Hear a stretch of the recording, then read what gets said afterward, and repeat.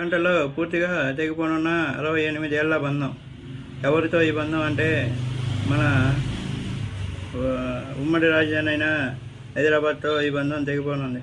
10 ఏళ్లుగా ఉమ్మడి రాజధానిగా ఉన్న హైదరాబాద్ ఇప్పటితో 1956లో ఏర్పడ్డ బంధానికి పూర్తిగా వీడ్కోలు. 1591 నుంచి నిజాం పాలనలో హైదరాబాద్ రాజధాని. భాగ్యనగరంలో అనేక అద్భుత చారిత్రక కట్టడాలతో గోల్కొండ కిల్లా రాజ్యంగా కొనసాగింది. జంట నగరాలు మూసీ నది పరవళ్లతో 1769 నుంచి 1948 వరకు కొన్నాళ్ళు మేఘాలలో ఎక్కువ కాలం నిజాం పాలనలోనే హైదరాబాద్.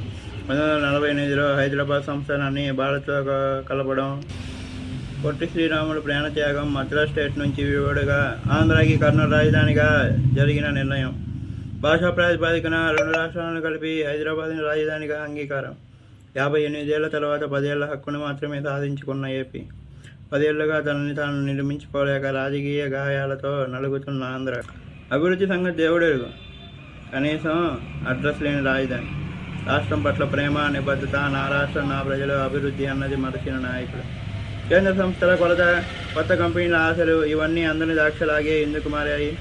ప్రజా చైతన్యం కొరవడిందా? ప్రశ్నించే తత్వం సన్నగిల్లిందా? సరైన నాయకుల ఎంపిక లోపమైందా? ఎన్నికల కూడా అడ్డము, రాజకీయమే అడ్డము. తెగిపోయే ఈ బంధంపై నోరు విప్పని నాయకులు. 10 ఏళ్ల దశాబ్ది ఉత్సవాలలో తెలంగాణ సంబరాలు.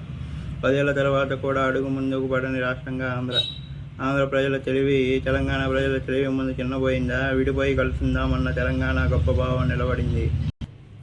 విడిపోయినా నిలబడగలం అన్న ఏపీ ధైర్యం చిన్నపోయింది. మరికొన్నేళ్ళు ఉమ్మడి రాజధానిగా హైదరాబాద్ ఉండాలా? తెలుగు ప్రజలు ఏమి కోరుకుంటున్నారు? తెలుగు ప్రజలు ఏమి నిర్ణయిస్తారు?